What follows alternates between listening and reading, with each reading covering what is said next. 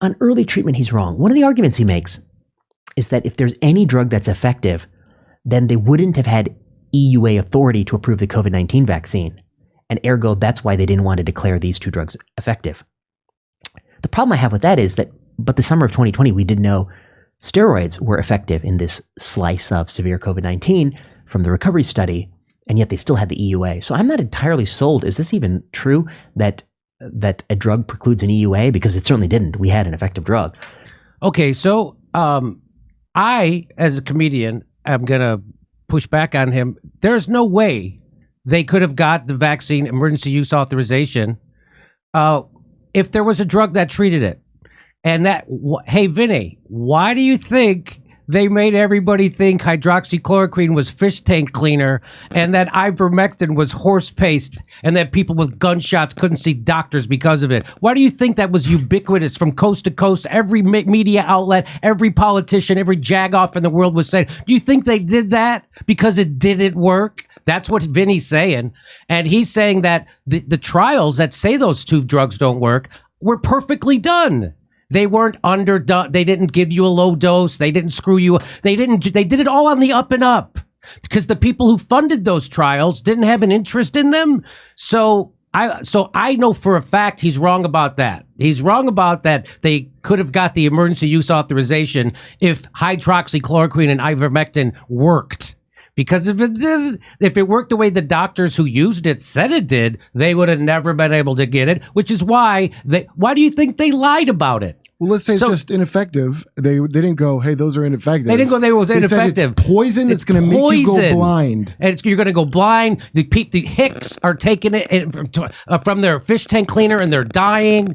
People are standing in line dying and outside the emergency room. All stuff made up. Everything made up. Constantly made up about ivermectin and hydroxychloroquine. And he thinks they just did that for nothing. So let me bring in Dr. J. Bhattacharya, and now you give the most generous reading to what he just said. And okay, because you and I both know those studies that they did were not done honestly.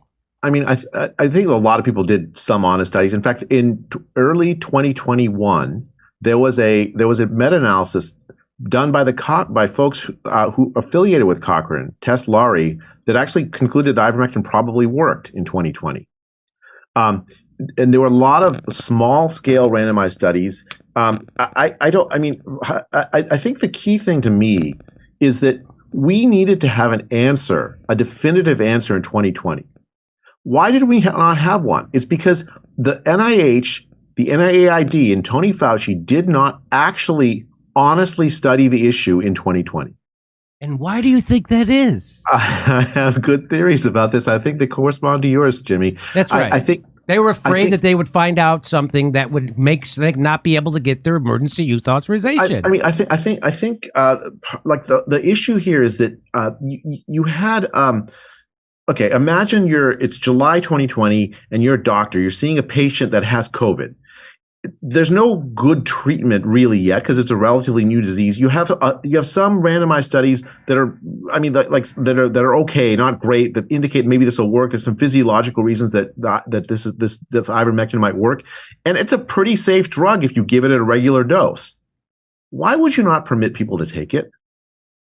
That's the thing I don't understand. I don't understand why public health figures like Tony Fauci, who controlled $10 billion of funding, didn't use that money to study it definitively and we're running high quality trials. And I don't understand why public health figures in the FDA delegitimize the use of these drugs when we didn't have any other treatment for outpatient COVID.